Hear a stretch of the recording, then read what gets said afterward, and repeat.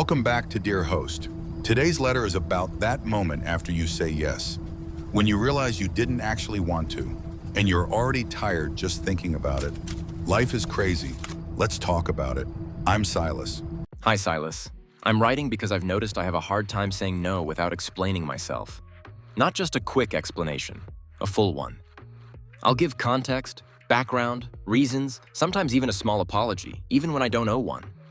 It happens with work, with friends, with family. If someone asks for my time and I can't give it, I feel this pressure to justify why. Like, no by itself isn't enough. What's strange is that I don't think the people asking are demanding explanations. Most of the time, they'd probably be fine with a simple answer. But I feel uncomfortable leaving it at that. I worry I'll seem rude or selfish or difficult. So I soften it. I over-explain.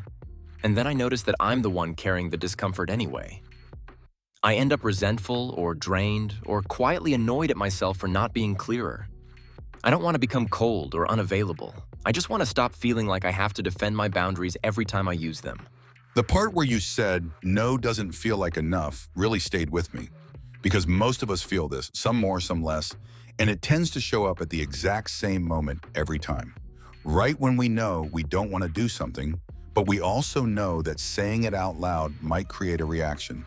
And in our head, that reaction feels heavier than the thing we're being asked to do. So we try to soften the blow.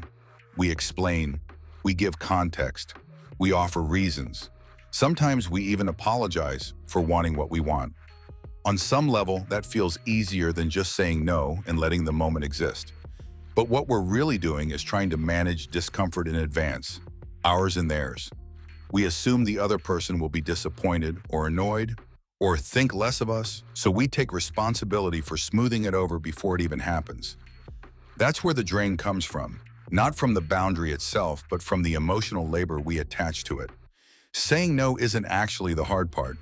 It's the feeling that comes after, the silence, the pause, the unknown reaction that we've learned to avoid. A helpful reframe here is this: it's your responsibility to communicate what you want and need clearly. It's not your responsibility to make sure everyone feels perfectly okay about it. Their response belongs to them. When you allow yourself to say no without over-explaining, you're not being cold or dismissive. You're giving clean information. And clean information, even when it's uncomfortable, tends to create healthier relationships than constant self-abandonment. Practically, this might mean practicing shorter responses and letting them land. It will feel awkward at first. That doesn't mean you did it wrong. It just means you're not used to letting your needs take up space without defending them. You don't owe a detailed explanation for every boundary you set. Sometimes no is simply the most respectful answer, to yourself and to others. This has been Dear Host. Life is crazy. Let's talk about it.